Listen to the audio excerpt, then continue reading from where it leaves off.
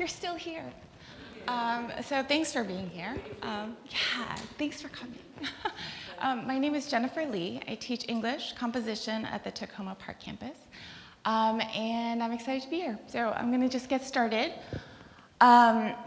English 101 and English 101A, together with English 102, are the two required composition courses that you need to conquer before you can move on past Montgomery College. And so what I find is that English 101, every semester, students come in and they bring a lot of baggage, more so than other classes, I think, maybe comparable to math, where they have deeply embedded just ideas of whether they're good writers, whether they can ever be good writers, whether they're good students. And these were given to them by other teachers, other classroom experiences.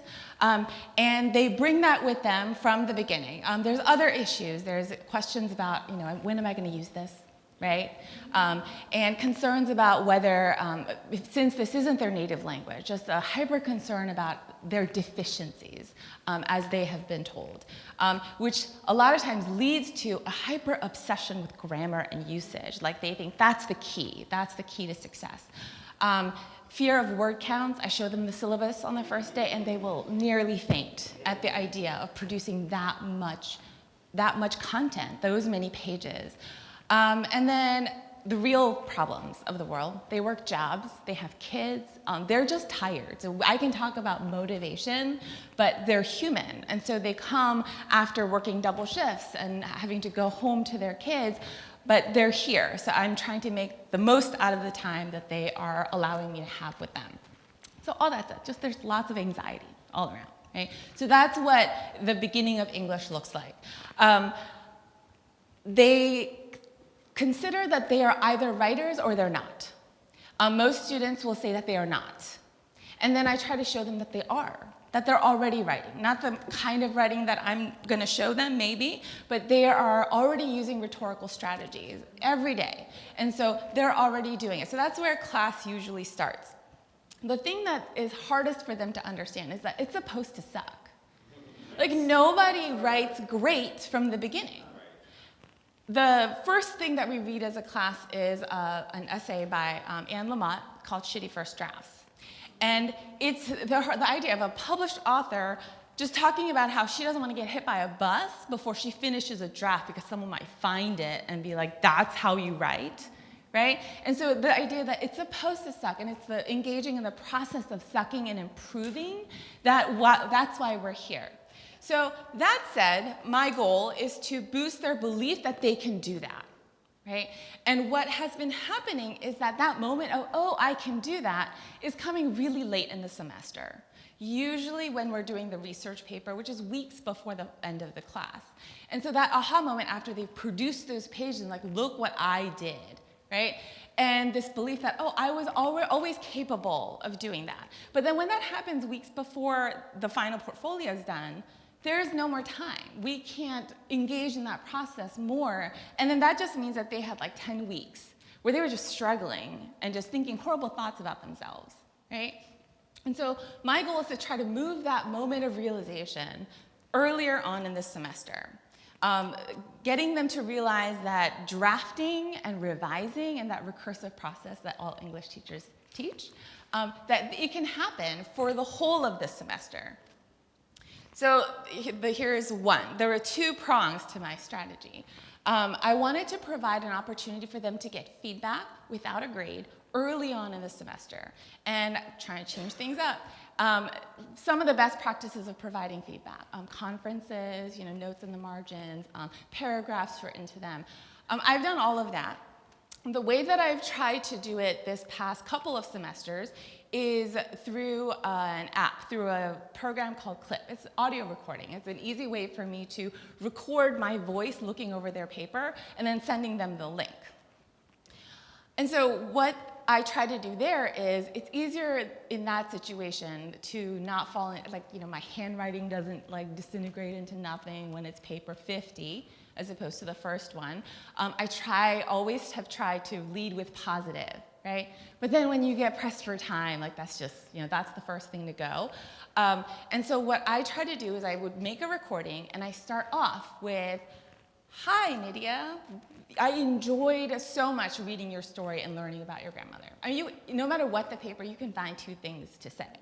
It can be about, I love how much it's changed from your first draft. It can be how you enjoyed just some part of it. It doesn't have to be like, your use of grammar was astonishing. It doesn't have to be that. And so everybody gets a feedback via this like link, right? And then there's no misunderstanding of my tone, because I sound like this. I'm like, oh my goodness, that was so fun to read. I love how it's obvious that you put in work since the first time that I saw this. Something like that. And then it lends itself to a narrative style where I have to make like one connected point as I'm reading. It's not scattered marks in the margins. And it forces me to focus not on grammar errors, but more about critical thinking ideas, main ideas, and supports and all that. This is a screenshot of what it looks like on the desktop. I have the app for it. It's all free as long as you don't go over like some amount of memory. And so I press the button and I start talking. I can do it anywhere. And so it's for me, so much more enjoyable than sitting with a pen. And so every student, and this is like my collection of them, and so they're not all this long.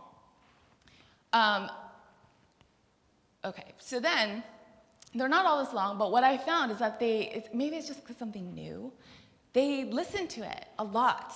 And then the benefit of that over conferencing is that when you conference, I don't know the student yet. I sit them like 2 feet away from me. I'm talking, and do you know what they do?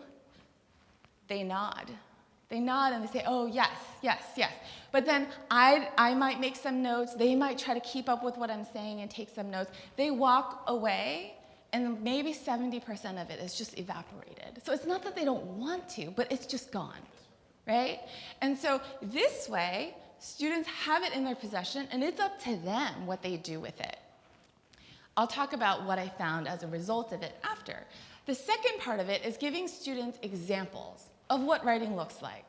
At first, I was going to give them sample papers from other semesters, but I decided to give them opportunities to see other students in the class, like their assignments in process. And so what that has looked like for me in the past is this. This isn't ideal. So, I would like divide it up, they would work, they would try to put it up. It's messy, it's messy. So what I have done is there are lots of group brainstorming tools online. You just have to Google it. There's Padlet, I'll show you a Poplet. You can use Google Docs if you want. I think there's iBrainstorm. Lots of great tools where it's just a matter of you share a link and students can just contribute. So you can work in small groups, you can do individually.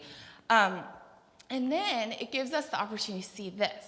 So the mini outline, which is like a thesis and just the main topic sentences. You throw it up there, we don't know who wrote what. And so it's anonymous, there's no pressure. You can share, and we're gonna talk about these like individually. I'm gonna ask students to like point out things that aren't working, point out things that they like.